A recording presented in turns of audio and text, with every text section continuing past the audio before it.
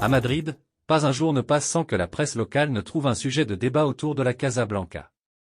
Cette fois-ci, l'attention se porte sur les remplaçants merengues. Déjà très médiatisé, le Real Madrid l'est encore plus depuis l'arrivée de Kylian Mbappé. Tous les regards sont tournés vers la manière dont Carlo Ancelotti va gérer cet afflux de stars, avec chaque geste et décision du coach italien et de ses joueurs scrutés à la loupe. Récemment, la presse espagnole s'est d'ailleurs délectée de plusieurs sujets brûlants. Tout a commencé avec les débuts mitigés de Kylian Mbappé en Liga, suivis par les états d'âme de Rodrigo sur les réseaux sociaux, le Brésilien ayant critiqué le fait que la presse ne se concentre que sur la BVM avant de supprimer son poste, pour ensuite se terminer par un coup de gueule d'Ancelotti après le match nul contre Majorque, 1-1. À l'issue de cette rencontre, l'entraîneur italien a exigé de son équipe une meilleure implication collective, en particulier sur le plan défensif. Ce match continue de susciter des discussions.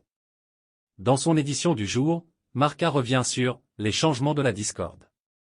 En substance, Ancelotti est critiqué pour avoir tardé à effectuer ses premiers remplacements offensifs, alors que le Real Madrid peinait à faire la différence. En effet, il a fallu attendre la 88e minute pour voir entrer Arda Güler et Brahim Diaz. Plus tôt, alors que la victoire merengue en Supercoupe d'Europe était quasiment acquise, Ancelotti n'a procédé à ces changements qu'en toute fin de match, Brahim Diaz à la 83e minute, suivi de Güler et Ceballos à la 88e. Pour se justifier, Ancelotti a déclaré « Chacun a son opinion sur mes changements, ce sont de petits détails. Peut-être qu'ils ont été tardifs, peut-être pas. » Bien que la situation ne soit pas encore alarmante, Marca rappelle qu'Ancelotti ne doit pas répéter ce scénario trop souvent. La saison dernière, les remplaçants madrilènes ont souvent fait la différence. Selon les données publiées par le quotidien espagnol, les joueurs de second plan du Real Madrid ont inscrit 37 buts, dont 17 signés par Joselu, qui a depuis quitté le club pour le Moyen-Orient. Enfin, Brahim Diaz a été un remplaçant décisif avec 10 buts et 6 passes décisives.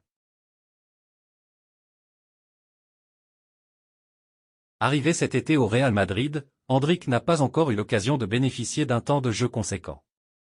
Le jeune Brésilien demeure toutefois patient, pour l'instant.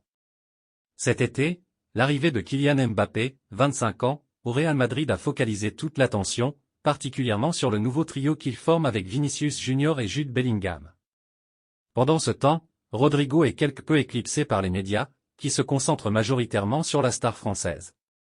Dans ce contexte, on pourrait presque oublier que le jeune Endrick a également rejoint la capitale espagnole. Recruté lors du mercato hivernal de 2022 par le club madrilène, l'ancien joueur de Palmeiras a complété sa formation au Brésil avant de rejoindre l'Europe dès sa majorité. Considéré comme l'un des plus grands espoirs du football brésilien, l'attaquant de 18 ans entame une nouvelle étape de sa carrière. Présenté à la presse le 27 juillet, Endrick a ensuite participé à la tournée du club aux États-Unis. Il a été aligné pour la première fois le 31 juillet lors d'un match amical contre l'AC Milan, sans pour autant se distinguer particulièrement. En effet, il a touché seulement 13 ballons et n'a tenté aucun tir en 45 minutes. Titulaire lors du Clasico contre le FC Barcelone, il a de nouveau déçu la presse espagnole, qui n'a pas hésité à le critiquer sévèrement. Il est toutefois évident qu'Endrick a besoin de temps pour s'adapter et trouver sa place parmi les stars madrilènes. Selon AS, le joueur comme le Real Madrid était conscient que ses débuts seraient difficiles en raison de la forte concurrence au sein de l'effectif. Bien qu'il soit un pur numéro 9, Endrick doit faire preuve de patience. Toutefois, il ne restera pas indéfiniment en attente. D'après AS, il a déjà mis en place une stratégie claire et précise. Si son temps de jeu reste limité durant la première partie de la saison, il n'exclut pas de partir en prêt afin d'acquérir du temps de jeu et de l'expérience en Europe. Un premier bilan sera fait autour de Noël. L'objectif est qu'il continue à progresser en club tout en restant dans le radar de l'équipe nationale brésilienne, un aspect auquel son entourage accorde une attention particulière, d'autant plus que l'attaquant garde en vue la Coupe du Monde 2026. Si Endrick devait rester à Madrid cet hiver et terminer la saison au club, un nouveau point serait fait l'été prochain. Conscient du traitement réservé par le Barça à son compatriote Vitor Roque, Endrick ne souhaite pas vivre une situation similaire. Il espère plutôt suivre les traces de Vinicius Junior et de Rodrigo, arrivés à peu près au même âge au sein des Merengues, et qui se sont imposés comme des éléments clés de l'équipe.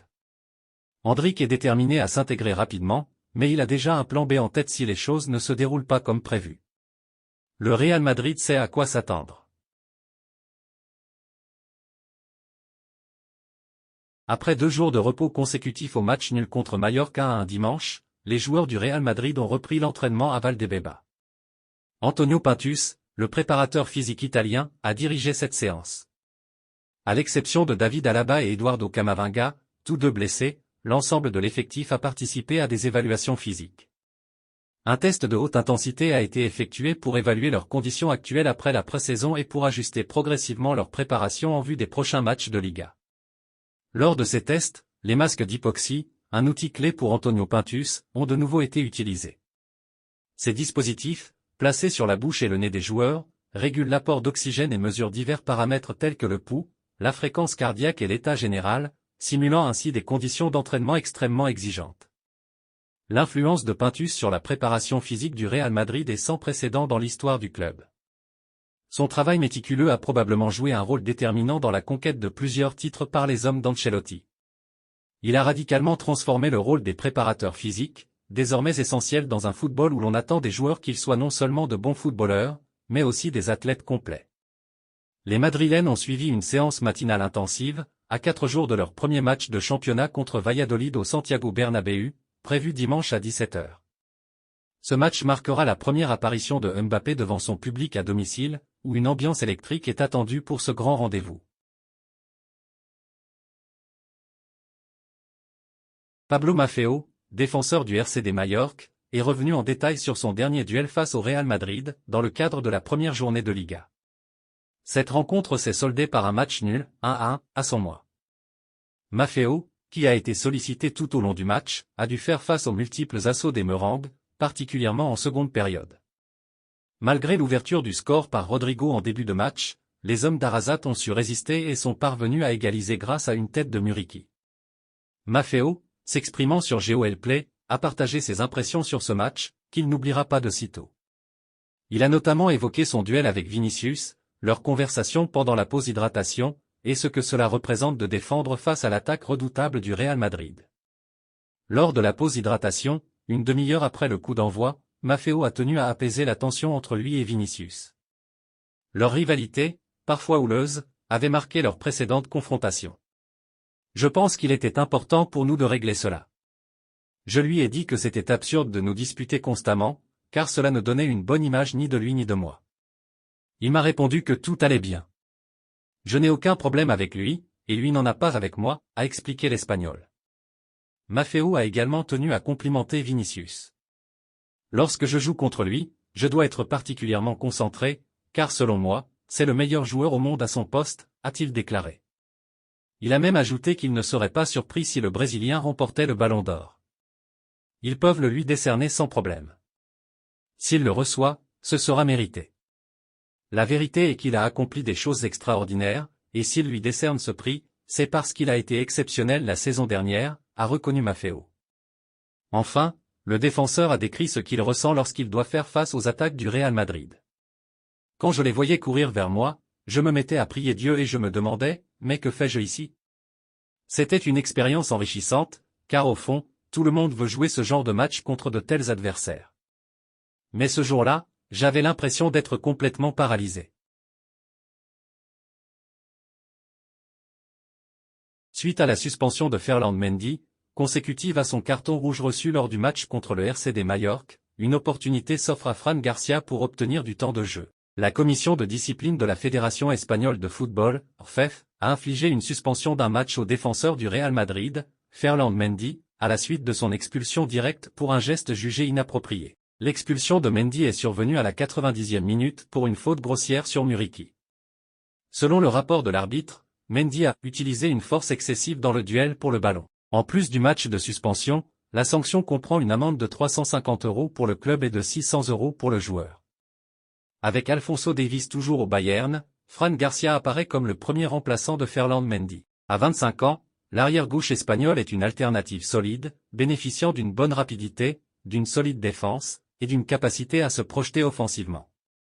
La saison dernière, il a délivré 5 passes décisives en seulement 15 titularisations en Liga. Bien qu'il peine encore à convaincre pleinement les fans et son entraîneur, il reste considéré comme un choix fiable pour le poste d'arrière-gauche. Fran Garcia, qui n'a pas encore eu l'occasion de faire ses débuts en match officiel cette saison, a été l'un des joueurs les plus utilisés par le Real Madrid lors de la tournée aux États-Unis, totalisant 247 minutes. La saison précédente, il avait commencé comme titulaire lors de plusieurs matchs pendant la convalescence de Mendy, mais avait rapidement perdu sa place lorsque le Français était revenu dans l'équipe. Avec la suspension de Mendy, Fran Garcia a maintenant l'opportunité de prouver sa valeur et de se faire une place dans l'équipe. Cependant, l'Espagnol reste réaliste, sachant que Mendy demeure le choix privilégié de Carlo Ancelotti pour le poste d'arrière-gauche. Ancelotti avait d'ailleurs insisté pour que le club prolonge Mendy plutôt que de le vendre, et il a obtenu satisfaction. Le Real Madrid est sur le point de réaliser un coup majeur sur le marché des transferts en recrutant Franco Mastantuono, le jeune prodige de River Plate. À seulement 17 ans, ce meneur de jeu argentin a suscité l'intérêt des plus grands clubs européens, mais le club madrilène semble avoir pris l'avantage. Malgré l'intérêt manifeste de Manchester City, Mastantuono aurait clairement affiché sa préférence pour le Real Madrid. Selon Defensa Central, cette décision rassure Florentino Pérez, qui se montre confiant quant à la conclusion de l'opération. Bien que la clause libératoire de 45 millions d'euros représente un défi, le Real Madrid est résolu à négocier des conditions plus favorables. La pression est désormais sur Carlo Ancelotti et son équipe pour finaliser ce transfert avant la clôture du mercato. Malgré l'attrait financier et sportif de la Premier League, Mastantuono semble déterminé à rejoindre les rangs des champions de la Liga et d'Europe. Le Real Madrid est donc bien placé pour s'assurer l'un des talents les plus prometteurs du football mondial. Le gardien numéro 2 du Real Madrid reste dans l'ombre de Thibaut Courtois, avec un avenir encore incertain.